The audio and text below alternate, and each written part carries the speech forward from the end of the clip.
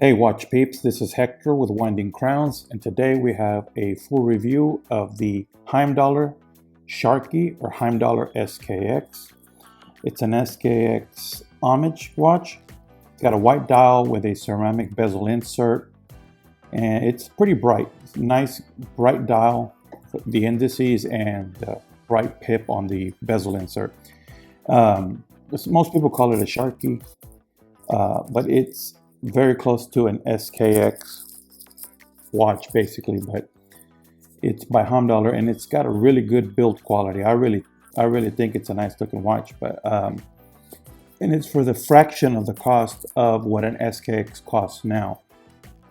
Back in the day, SKXs were 200 bucks or whatever, but since they discontinued them, they've skyrocketed, and this Sharkey is a good replacement if you like that look for not a lot of money, and it's very well built. So anyway, you're about to see though. But first we need to do a wrist check. I am wearing the Boulder Odyssey bronze 45mm case, screw down crown, 500 m water resist, which is 1650 feet. So that's a good diver. Top hat, double dome, sapphire crystal, that top hat. Lume cast, so it's very bright and glows all night. To me, this lume rivals that of the lume that Seiko uses. I know in the watch world, Seiko has the best lume, right? Nobody, the Lume-Bright or whatever they call it, nobody can beat it. But this Lumicast, it's right up there with it or beats it, in my opinion. Any of you guys who have had this watch, you can verify what I'm saying is true. But anyway, enough about this watch. Let's go to the desk and check out the Heimdallr Sharkey. This is the watch in question. It is a pretty cool watch. It is, you know what it looks like. It looks just like a Seiko SKX, doesn't it? No holes, which would be like the original design. The new 5KXs, or yeah, 5KXs have holes, but it is 42.5, which was what the SKX is. 22mm right there between the lugs, about 13.5 tall. It's not domed, it's a flat sapphire crystal which is kind of recessed inside. You can see it's a ceramic bezel insert with a lume pip framed at the 12, but as you can see, the sapphire crystal sits under. So you have the ceramic bezel insert is above. I guess that protects the sapphire. Not that it needs it, right? And this should be pretty scratch resistant, being ceramic sapphire. You should be good to go. Like I said, 13.5, 22mm between lugs, about 46 lug to lug, which is pretty short, just like the SKX. But you do see that you have metal end links on the oyster style bracelet, so it just sticks slightly, but it does kind of curve down pretty good. Look at that, shoots kind of straight down, so that might not even be a factor. But but from looking above, yeah, you see that it's slightly a little bit higher. See that? But not by much. So you're lug to lug 46, not counting that. Big old crown, just like the ones you're used to. Now, I noticed the bezel, although kind of like an SKX, it's really more like a turtle if you look at it, doesn't it? Especially the new ones, the grenades and all that. The turtles have that bigger rectangles, more grippy. That's what it reminds me of. It's a real nice white dial with the old style indices. So they're not SKX indices. They're like the old style Seikos with the bullet indices. Pretty cool. It looks like they're just painted on and framed with black paint. You can see the lume in there. You got the shark at the 12 o'clock. You got the stainless steel hands with the lume. They look exactly like the SKXs, the arrows. And you have the second hand there.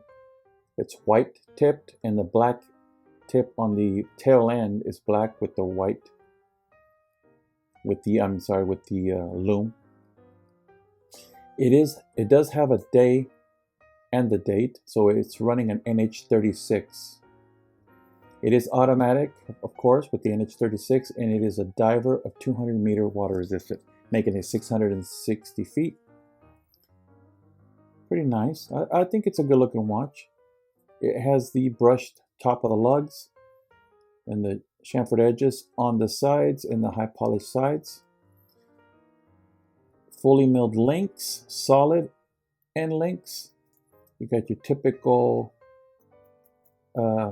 clasp that most micros use. Very strap code, right? Even the little lines there. Y'all know the strap codes. Y'all know that they have the little lines. So it's a basic, but it does have the engraving of the shark and Heimdallr. Then you have the solid elbow that a Seiko would not have. It locks in, double pusher, and you fold over, which is pretty nice. Does the job, guys. I'm not complaining. I like these type of buckles.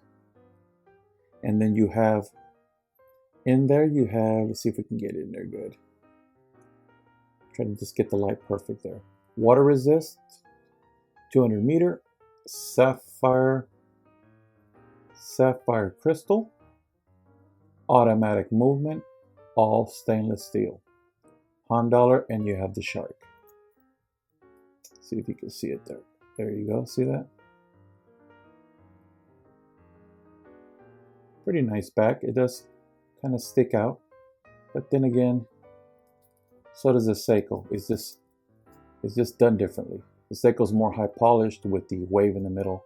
This has the shark, and it's got more brushing, but it does look pretty good. Solid end links. It's not a bad looking watch, guys. Now the bezel is more clackety clack, so you can hear the spring, and it does have some back play. See it? But if it wasn't for that, it's actually, and it doesn't line up perfectly. As you can see, I think the chapter ring in there is a little off. You see it? You see the rectangular black indice at 12 is off-centered with the bullet at 12. See that line? That line right there does not line up with that rectangle, so it's off a little bit. But Seiko chapter rings are always misaligned, so that's no different. Following their footsteps, huh? And the lume pip and triangle are off. So yeah, if they wanted to do homage to the SKX, they got it right by doing that. So your NH36 day and date. It's not a bad looking watch. Let's try this on the wrist, guys. And there it is on my 7.5-inch wrist. You know what I noticed? They got it. This is a tour watch, Random Rob tour watch, by the way. He was kind enough to lend it in, and it's on tour, and it's my turn. I got to send it off to the next guy. But it looks like they have it in the center. So if I move it, it's got 3 micro adjust. If I move it to the last one, it'll probably fit me a lot better. Let's get this going here. Try it on. There it is. My 7.5-inch wrist. Not a bad looking watch. Got some heft to it. I might wear it all today just to get a good feel for it. Shot. Let's get that lume shot right quick. Let me hit it real quick. All right. Let me turn the lights out.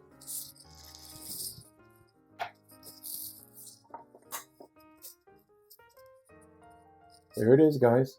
Not bad. BGW9 blue lume on the indices and hands. Looks much brighter in the camera, but it's very bright in real life. You have the green lume pip at 12, and which is the regular, and then the BGW9 blue. Pretty nice, guys. Very cool. And get the lights back on. Anyway, guys, there it is. If you like this type of stuff, guys, then please like, subscribe to the channel. Please subscribe to the channel, tell your friends, leave a comment down below, and remember, never stop winding crowns. Thank you.